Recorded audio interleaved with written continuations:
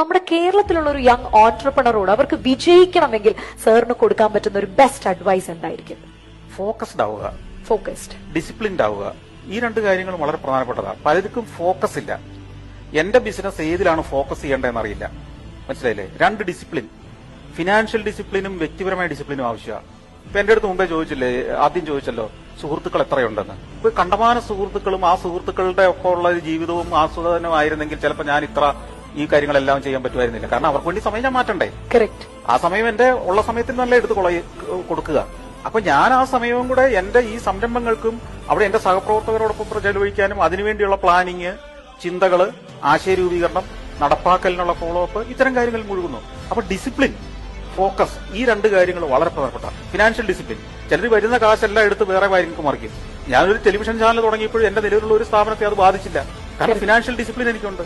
അല്ലായിരുന്നെങ്കിൽ എന്റെ മറ്റു സ്ഥാപനം പൂട്ടിപ്പോയേനെ. ഒരു ചാനലിന് കാശ് കൊടുക്കാൻ മാത്രമൊന്നും ലേബർ ഇന്ത്യയുടെ ലാഭമില്ല. ലേബർ ഇന്ത്യ ആയിട്ട് വിട്ടു, സഫാരിയെ സഫാരി ആയിട്ട് വിട്ടു. ഓരോന്നും സഞ്ചാര എക്സ്പ്ലോറേഷൻസ് ആയിട്ട് പോകുന്നു. ഇതിന് മൂന്നിനും പോകാനുള്ള പണം അവിടെ ഉണ്ടാകുന്നുണ്ടെന്ന് ഞാൻ ഉറപ്പുവരുത്തി. എല്ലാത്തിലും അത്യാവശ്യം മിനിമം ലാഭം ഉണ്ടെന്ന് ഞാൻ ഉറപ്പുവരുത്തുന്നുണ്ട്. മിനിമം ലാഭം ഇല്ലാതെ ഒരു സ്ഥാപനം നടത്തുന്നതിൽ അർത്ഥവും ഇല്ല. അമിത ലാഭവും അത്യാഗ്രഹവും ഉണ്ടാകാതിരുന്നാൽ മതി.